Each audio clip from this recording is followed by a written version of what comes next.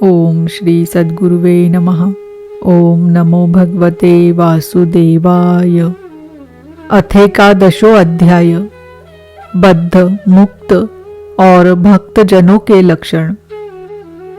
भगवान श्री कृष्ण ने कहा, प्यारे उद्धव, आत्मा बद्ध है या मुक्त है, इस प्रकार की व्याख्या या व्यवहार मेरे अधीन रहने वाले सत्वादी गुणों की उपाधि से ही होता है, वस्तुतः तत्व दृष्टि से नहीं।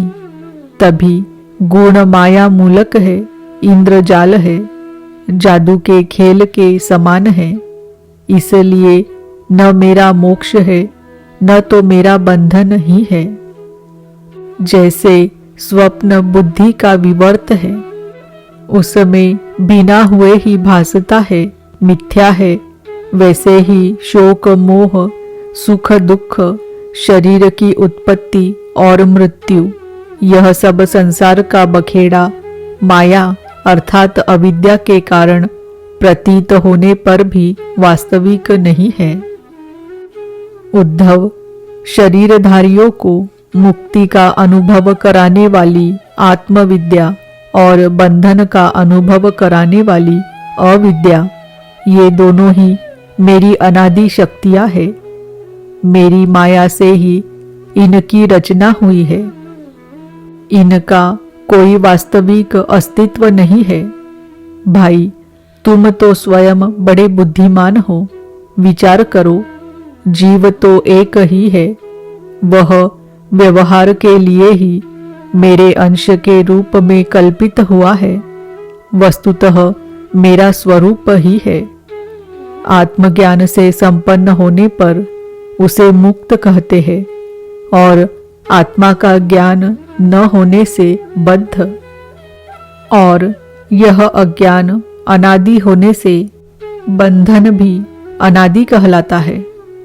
इस प्रकार मुझ एक ही धर्मी में रहने पर भी जो शोक और आनंद रूप विरुद्ध धर्म वाले जान पड़ते हैं, उन बद्ध और मुक्त जीव का भेद मैं बतलाता हूँ।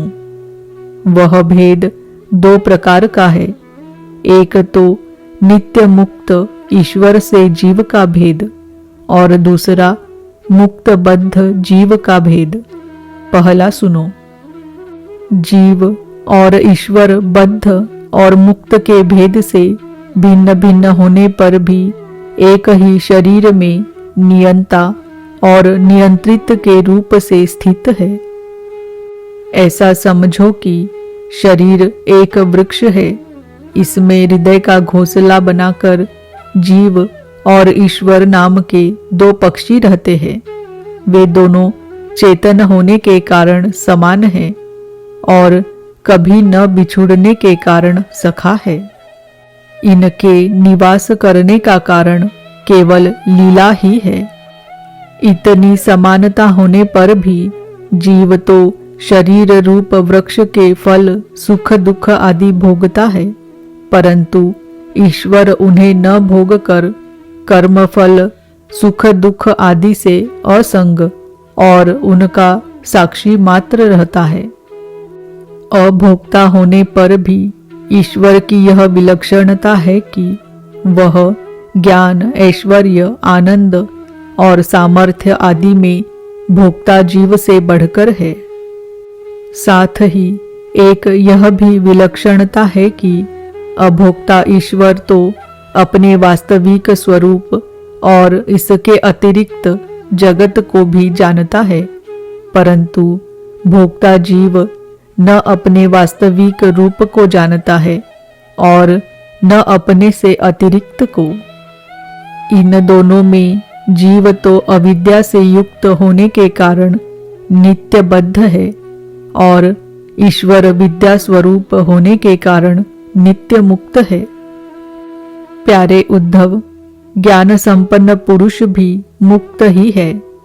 जैसे स्वप्न टूट जाने पर जगा हुआ पुरुष स्वप्न के स्मर्यमाण शरीर से कोई संबंध नहीं रखता, वैसे ही ज्ञानी पुरुष सूक्ष्म और स्थूल शरीर में रहने पर भी उनसे किसी प्रकार का संबंध नहीं रखता, परंतु अज्ञानी पुरुष वास्तव में शरीर से कोई संबंध न रखने पर भी अज्ञान के कारण शरीर में ही स्थित रहता है।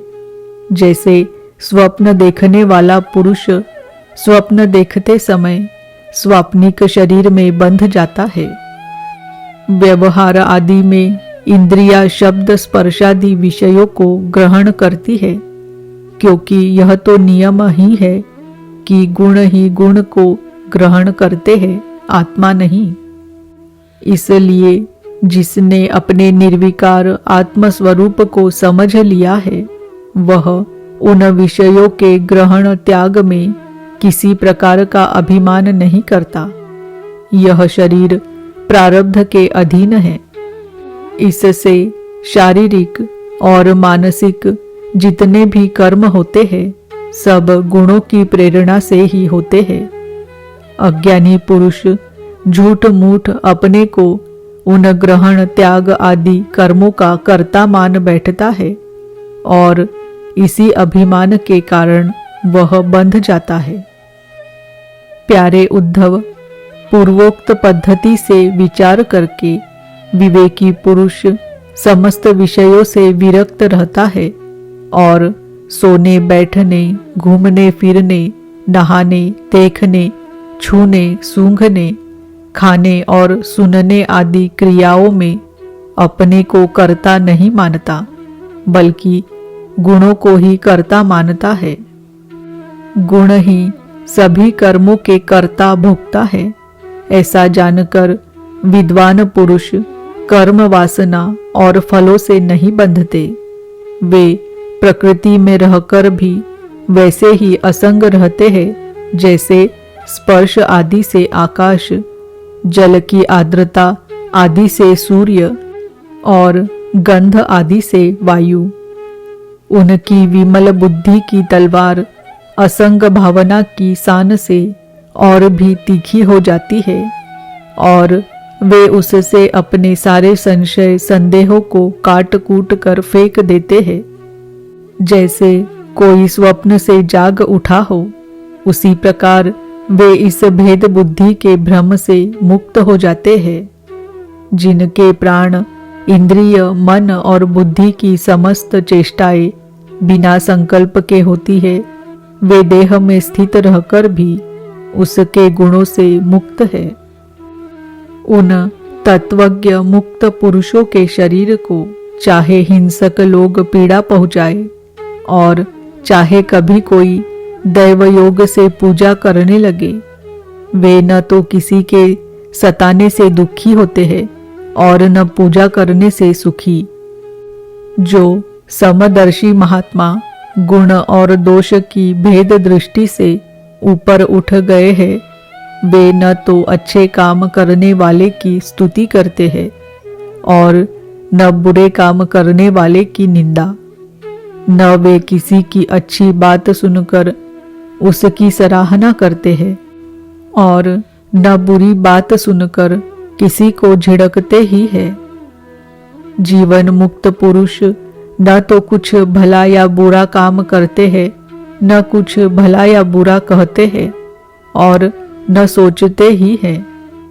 वे व्यवहार में अपनी समान वृत्ति रखकर आत्मानंद में ही मग्न रहते हैं और जड़ के समान मानो कोई मूर्ख हो, इस प्रकार विचरण करते रहते हैं। प्यारे उद्धव, जो पुरुष वेदों का तो पारगामी विद्वान हो, परंतु परब्रह्म के ज्ञान से शून्य हो, उसके परिश्रम का कोई फल नहीं है।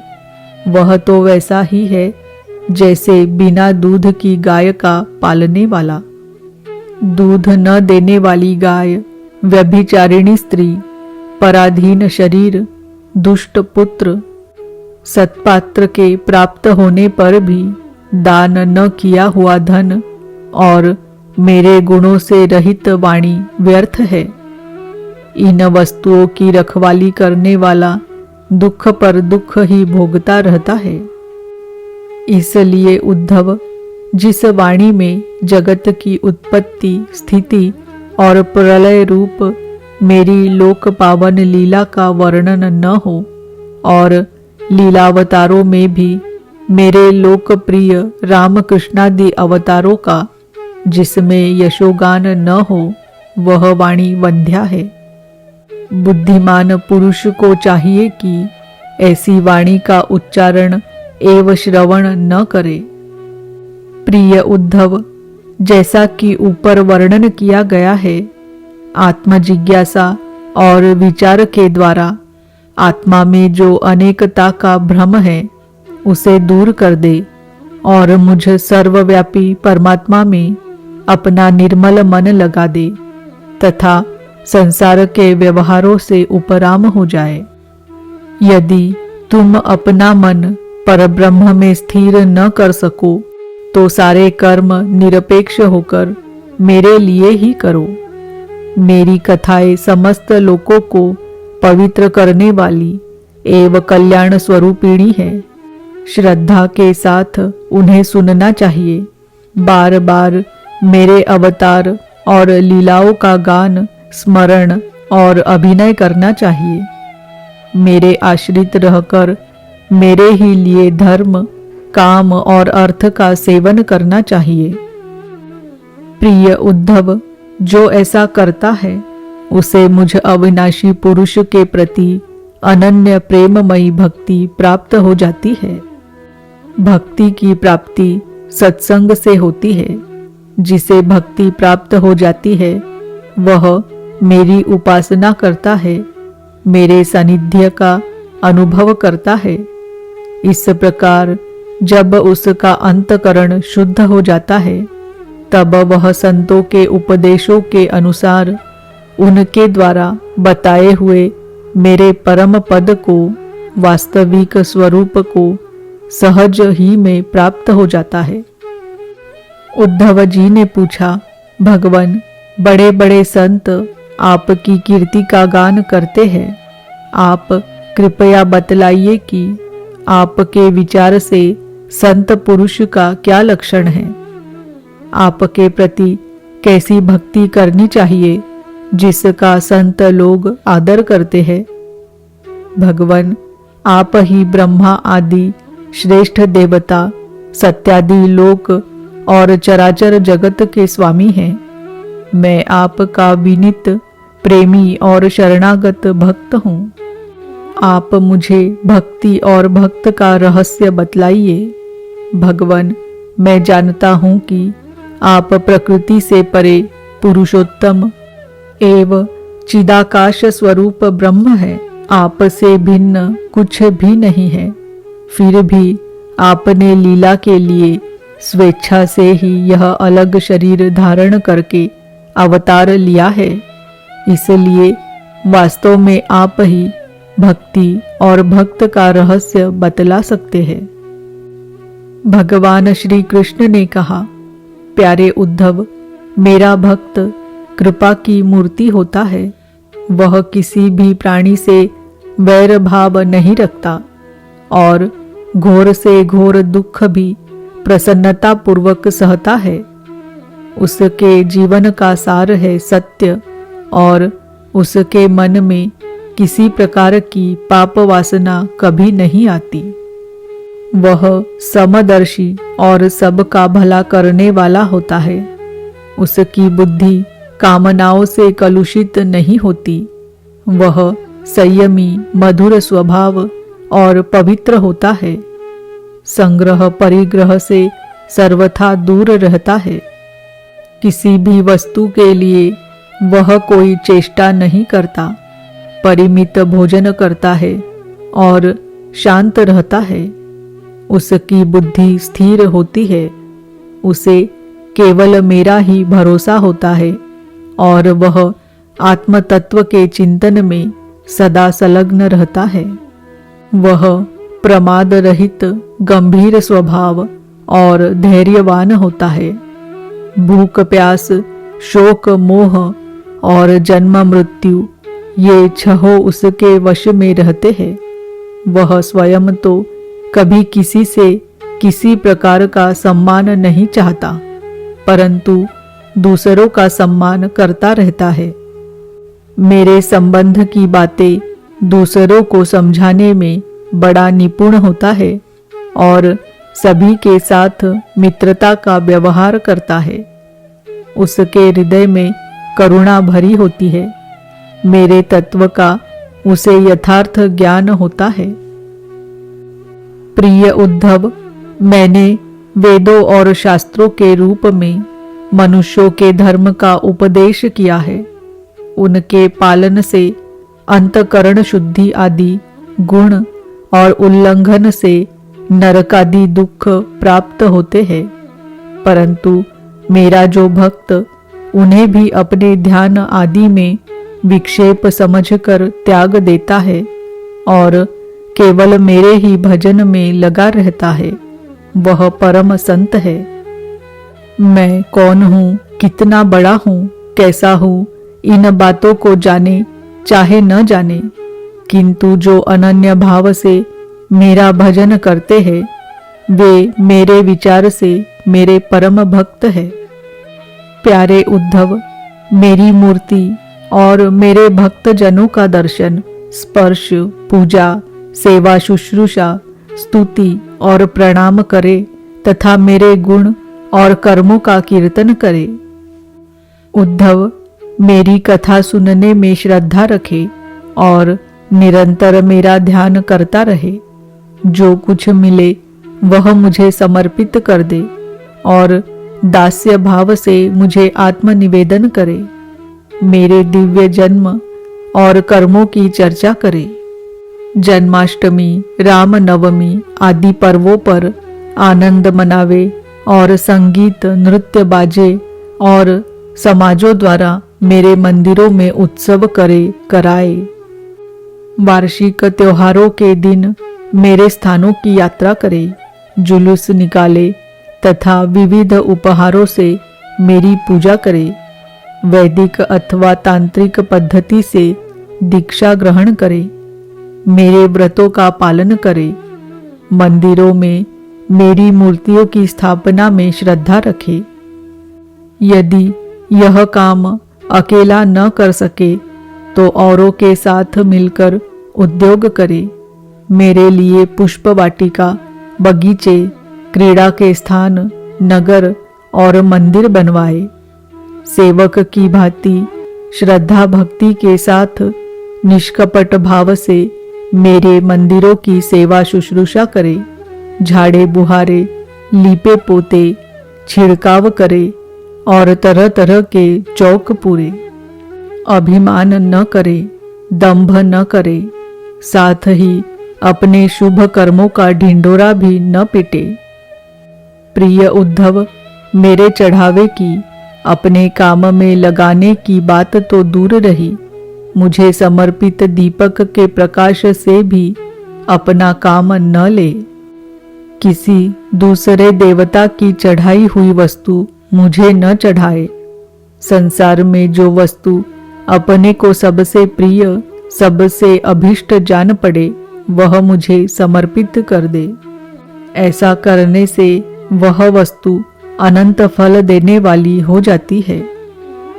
भद्र, सूर्य, अग्नि, ब्राह्मण, गौ, वैष्णव, आकाश, वायु, जल, पृथ्वी, आत्मा और समस्त प्राणी, ये सब मेरी पूजा के स्थान है।